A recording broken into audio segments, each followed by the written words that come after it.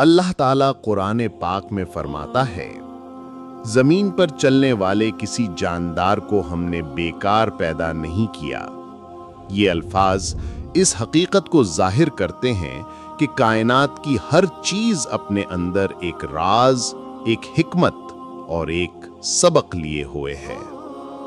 کبھی ایک پہاڑ ہمیں استقامت سکھاتا ہے، کبھی ایک پرندہ توکل کا پیغام دیتا ہے، اور کبھی ایک چھوٹی سی چونٹی ہمیں قیادت اور ذمہ داری کا سبق دیتی ہے۔ حضرت سلیمان علیہ السلام اللہ کے برگزیدہ نبی تھے۔ آپ حضرت داؤد علیہ السلام کے بیٹے تھے اور اللہ تعالیٰ نے آپ کو عظیم بادشاہت عطا فرمائی۔ آپ کی حکومت نہ صرف انسانوں پر تھی بلکہ جنات اور پرندے بھی آپ کے تابع تھے۔ آپ کو جو خاص معجزہ دیا گیا وہ یہ کہ آپ مخلوقات کی زبان سمجھ سکتے تھے۔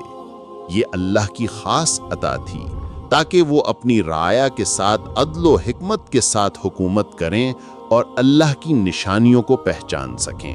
قرآن ہمیں بتاتا ہے کہ حضرت سلیمان علیہ السلام کا لشکر سب سے منفرد اور عظیم تھا، جس میں مختلف مخلوقات شامل تھیں۔ اس لشکر میں انسان تھے جو آپ کے مشیر، سپاہی اور خادم کے طور پر ذمہ داریاں نبھاتے تھے۔ اس کے ساتھ جنات بھی شامل تھے جو بڑے بڑے اور بھاری کاموں پر مامور تھے، جیسے شاندار محلات بنانا اور مشکل ذمہ داریاں سر انجام دینا۔ اس عظیم لشکر کا حصہ پرندے بھی تھے جو پیغام رسانی اور پہرے داری کا کام کرتے تھے۔ جب حضرت سلیمان علیہ السلام کا لشکر کسی وادی یا علاقے سے گزرتا تو زمین ان کے قدموں سے کانپ اٹھتی، آسمان پر پرندے پرواز کرتے اور ہر طرف ایک شان و شوکت اور عظمت کا منظر چھا جاتا۔ یہ منظر نہ صرف اللہ کی قدرت کی نشانی تھا بلکہ حضرت سلیمان علیہ السلام کو عطا کیے گئے انعامات اور معجزات کا واضح ثبوت بھی تھا۔ ایک دن حضرت سلیمان علیہ السلام اپنے لشکر کے ساتھ ایک وادی کے قریب پہنچے۔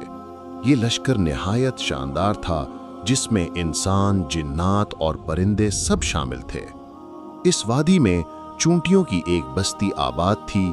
ان کی ملکہ نے جب لشکر کو قریب آتے دیکھا تو فوراً اپنی قوم کو آواز دی، اے چونٹیوں، اپنے گھروں میں گھس جاؤ، کہیں ایسا نہ ہو کہ سلیمان اور اس کا لشکر تمہیں کچل ڈالے اور انہیں خبر بھی نہ ہو۔ روایات میں آتا ہے کہ سمجھدار چونٹی کی یہ بات حضرت سلیمان علیہ السلام نے 3 میل دور سے سن لی۔ وہ فوراً مسکرا دیے اور اپنے لشکر کو روک دیا تاکہ چونٹیاں اطمینان سے اپنے گھروں میں داخل ہو جائیں اور کوئی نقصان نہ اٹھائیں۔ اللہ تعالیٰ نے اس ایمان افروز منظر کو قرآن مجید میں یوں ذکر فرمایا ہے، یہاں تک کہ جب چونٹیوں کے نالے پر آئے، ایک چونٹی بولی، اے چونٹیوں، اپنے گھروں میں چلی جاؤ، کہیں تمہیں کچل نہ ڈالیں۔ سلیمان اور ان کے لشکر بے خبری میں تو اس کی بات سے مسکرا کر ہنس دیے۔ یہ مسکراہٹ غرور یا مذاق کی نہیں تھی بلکہ عاجزی اور شکر گزاری کی علامت تھی۔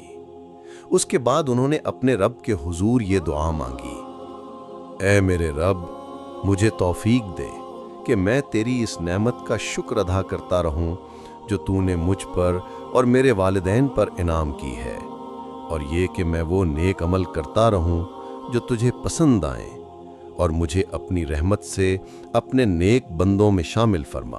یہ رد عمل ہمیں سکھاتا ہے کہ ایک نبی اور بادشاہ ہوتے ہوئے بھی انہوں نے ایک معمولی چونٹی کی بات کو اہمیت دی اور اللہ کی نعمتوں کا اعتراف کیا۔ اس واقعے میں کئی ایمان افروز پہلو چھپے ہیں۔ قوم کی فکر۔ چونٹی کی ملکہ نے صرف اپنی جان نہیں بچائی بلکہ اپنی پوری قوم کو بچانے کا بندوبست کیا۔ احتیاط کی اہمیت۔ اگرچہ وہ جانتی تھیں کہ حضرت سلیمان علیہ السلام نبی ہیں اور ظلم نہیں کرتے، لیکن پھر بھی اس نے احتیاط کو ضروری سمجھا۔ قیادت کا معیار۔ ایک سچا قائد وہی ہوتا ہے جو اپنی قوم کو خطرے سے پہلے ہی آگاہ کر دے۔ اللہ کی نعمتوں کا شکر۔ حضرت سلیمان علیہ السلام نے अल्लाह की नेमत को पहचाना और शुक्र बजा लाया। एक आलिम ने इस वाक़े पर कहा, जब एक चोटी अपनी कौम को बचाने के लिए आवाज लगा सकती है तो एक मुसलमान को भी अपनी ज़बान को हक और खैर के लिए इस्तेमाल करना चाहिए।